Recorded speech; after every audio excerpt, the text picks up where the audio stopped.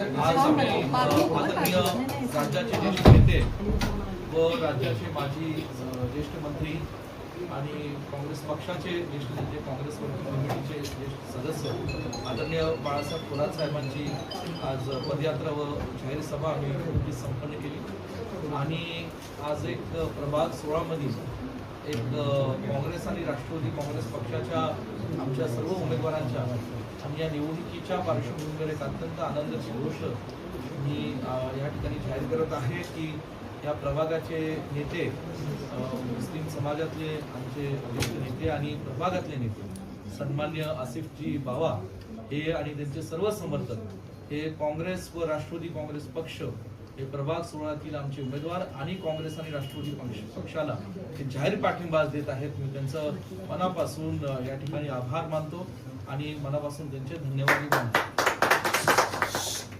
तर काय सध्याची परिस्थिती पाहता महापालिकेची भाजपकडून विचार करण्यात येते की बाबा आमचे काल चंद्रकांत पाटलां सांगितले 55 उमेदवार निवडून येतील आणि महापौर सुद्धा आमचाच निवडून फक्त सांगितले बाकी दरवेळी त्यांनी भाकीत करताना तोच आकडा येतो. गेल्यावेळी 41 मध्ये 41 निवडून आले, त्यावेळी पण त्यांनी सांगितले 55 निवडून येतील. ठीक आहे, त्यांच्याकडे काही यंत्रणा असेल भविष्यवाणीची तर मला माहित नाही, परंतु ते कशाच्या आधारे बोलतात मला भविष्याची यंत्रणा आहे का बाकी कुठली यंत्रणा आहे का? आता त्याचा शोध तर चालूच आहे. तर परफेक्ट आकडा सांगणार आहे मग तर विद्यार्थ्यांच्या परीक्षेतले मार्क्स पण सांगतोय.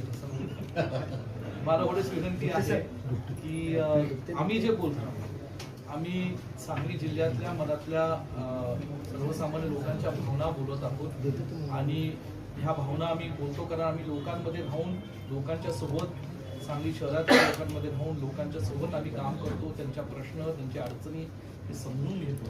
ऐकण्याचं जास्त आम्ही लोकांकडून काम करत असतो, काँग्रेस आणि राष्ट्रवादीचे नेते. आणि म्हणून ह्या महाविकास आघाडीचं जे काँग्रेस राष्ट्रवादीने पॅनल संपूर्ण शहरात उभं केलेलं आहे त्याच्यात सन्मान्य जयंतराव पाटील साहेब, विशालजी पाटील, मी, आम्ही सगळे काँग्रेस आणि राष्ट्रवादीचे नेतेगण ताकदीने ही महानगरपालिकेची निवडणूक लढत आहोत. वातावरण एकदम या ठिकाणी पलटलेले हे भाजपला लक्षात आलेलं आहे, सत्ताधारी पक्षाला लक्षात आलेलं आहे आणि त्यातून पायाखालची वाळू त्यांना सरकताना दिसते.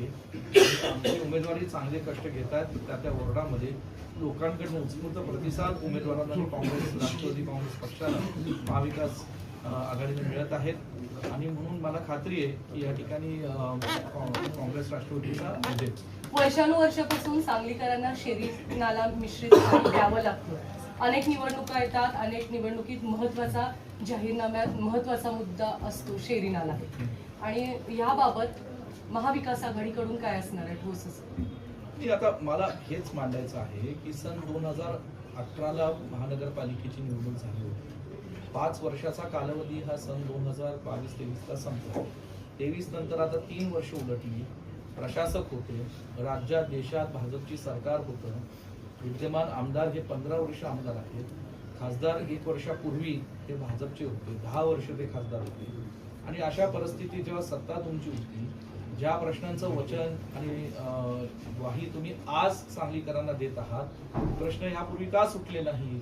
जर तुमच्याकडे सगळी साधनं होती हे प्रश्न सोडण्याची, तर का सांगलीच्या ह्या महत्वाच्या प्रश्नाकडे भाजपने आणि सत्ताधारी पक्षांनी लक्ष केंद्रित केले नाही? याचा विचार कुठं तर सांगलीकर सुद्धा करत आहे की दर निवडणुकीला केवळ ह्या सत्ताधारी पक्षाकडे आश्वासन द्यायचं, पुढे काही करायचं नाही.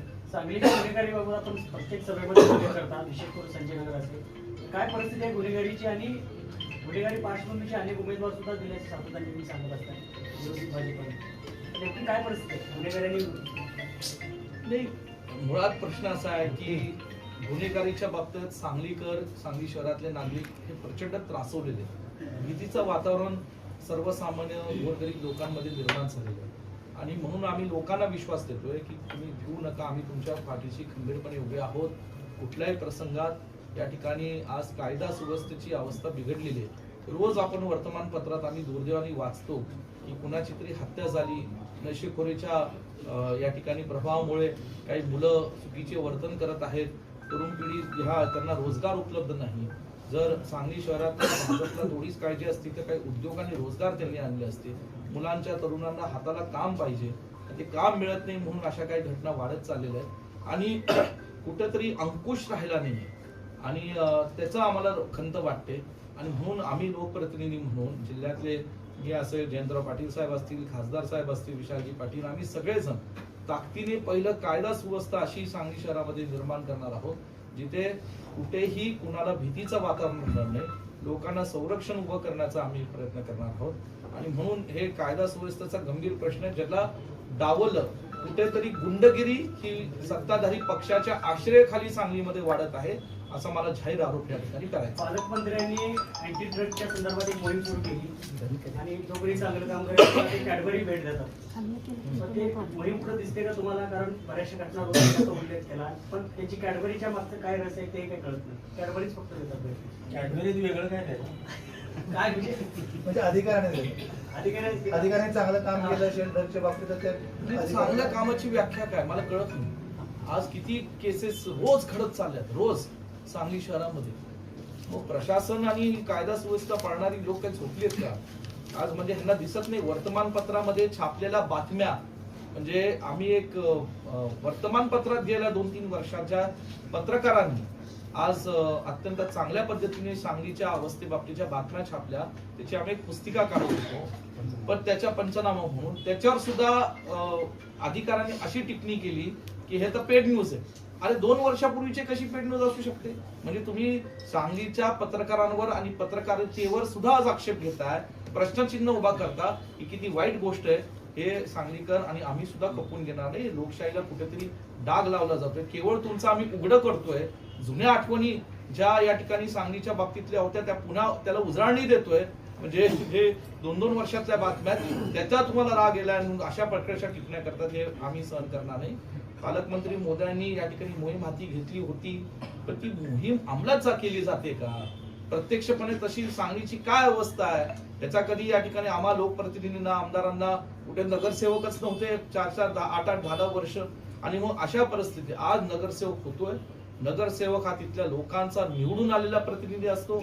तो तिथं आवाज महानगरपालिकेत उठवेल आणि त्यांच्या माध्यमातून ही जे काय सांगलीचे प्रश्न आहेत आम्ही सगळे त्यांच्या पाठीशी उभे राहून खंबीरपणे हे प्रश्न सोडू हा मला विश्वास आहे. सर्वच पातळीवर तुम्ही सक्रिय आहे प्रचारात, पातळीची पक्षाची बांधणी करण्याच्या याच्यात. साधारण आतापर्यंत प्रचार काय अंदाज काय येतो म्हणजे कसं येईल?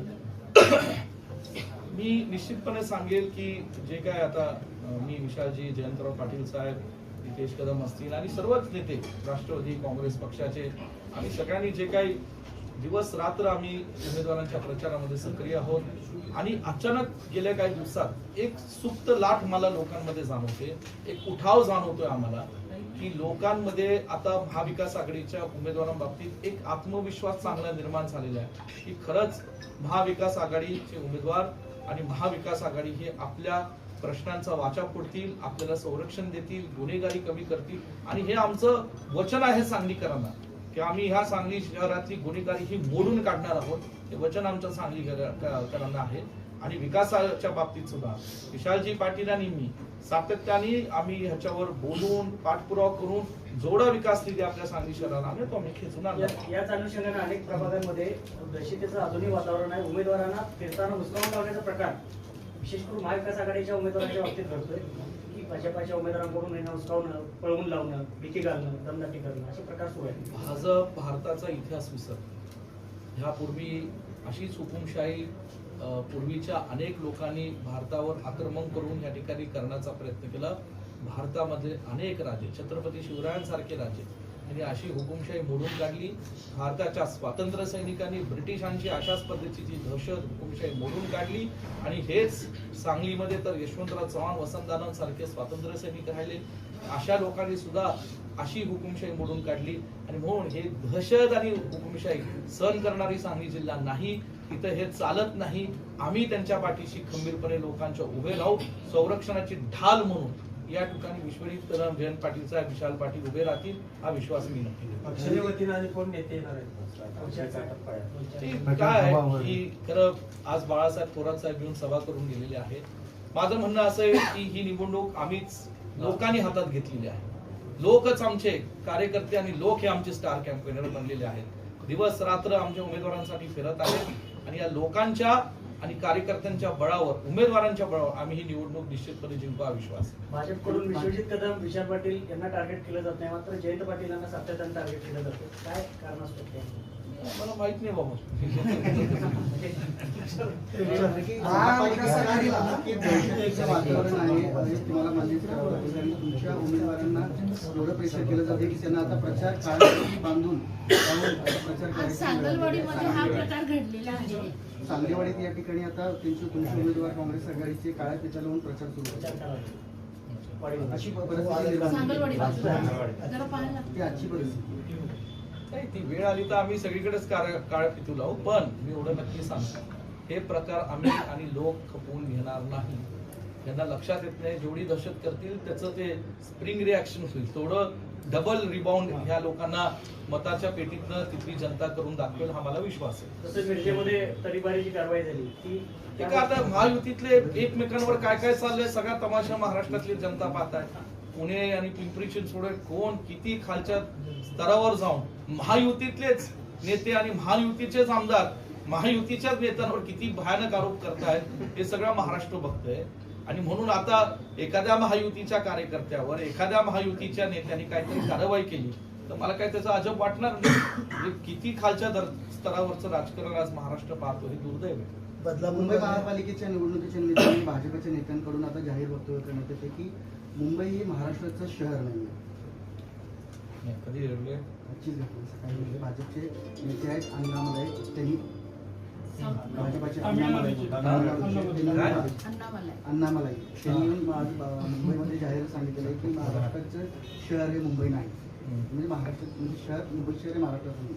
हे आता कोण भाजपचे नेते मी त्याच्यावर बोलणार नाही, पण असल्या नेत्यांनी महाराष्ट्रात पाऊल सुद्धा ठेवू नये. छत्रपती शिवरायांचा महाराष्ट्र आहे, मुंबई महाराष्ट्रात राहणार आणि कुणाचा बाप मुंबई महाराष्ट्राच्या मधनं काढू शकणार नाही. आमच्यासारखे लोक इथं आहेत ते कधी आम्ही सहन करू शकणार नाही. मुंबई महाराष्ट्राची आहे, महाराष्ट्राची देशाची आर्थिक राजधानी आणि मुंबई ही महाराष्ट्रातच राहणार, कुणी काही करू शकत नाही. मुंबई त्यामुळे महापालिकेबद्दल आपलं काय अनालिसिस आहे? बदलापूरमध्ये लैंगिक अत्याचार असलेल्या आपटे यांना सुखरूप नगरसेवक केलं होतं. ती शोकांतिका आहे की छत्रपती शिवरायांच्या महाराष्ट्रामध्ये, परमपूज्य डॉक्टर बाबासाहेब आंबेडकरांच्या महाराष्ट्रामध्ये, महात्मा ज्योतिराव फुले सावित्रीबाई फुलेंच्या महाराष्ट्रामध्ये आज ज्या महाराष्ट्राला देशातलं एक सुसंस्कृत राज्य म्हणून मानलं जातं, ज्या ठिकाणी संत ज्ञानेश्वरी या ठिकाणी लिहिली गेली आणि एक महाराष्ट्राकडे बघण्याचा दृष्टिकोन देशाचा जगाचा शिक्षणाचं माहेरघर म्हणून पाहिलं जातं, अनेक सामाजिक क्रांती या महाराष्ट्राच्या मातीतनं घडल्या, तिथं जेव्हा लैंगिक अत्याचार केला जातो अशा प्रसंगाचा निषेध तर सगळ्यांनीच केला. त्यांच्यावर या ठिकाणी काही लोकांवर गुन्हे दाखल केले, काही लोकांना अटक केलं. एक माणूस त्याचं एन्काउंटर केलं.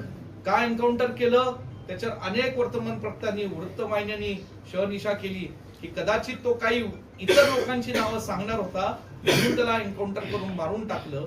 आणि जी माणसं आरोपी होती त्यांनाच तुम्ही या ठिकाणी कॉप नगरसेवक करतात. किती दुर्दैव महाराष्ट्राचं. म्हणजे महाराष्ट्राला असा दिवस पाळून आजचा हा दिवस महाराष्ट्राच्या इतिहासाचा एक काळा दिवस आहे. म्हणून मी या ठिकाणी म्हणेन की या ठिकाणी एका अशा आरोप ज्याच्यावर या ठिकाणी आरोपपत्र होतं अशा व्यक्तीला तुम्ही कॉप नगरसेवक करता ही सर्वात मोठं म्हणजे भाजपचा खरा चेहरा या ठिकाणी महाराष्ट्राने दुर्दैवाने पाहिजे. सांगलीत किती जागा आपण महाविकास जाऊ शकते? आम्ही बहुमताकडे जाऊ. आमचे सर्व पक्ष बहुमताकडे जातील. आमचे सर्व पक्ष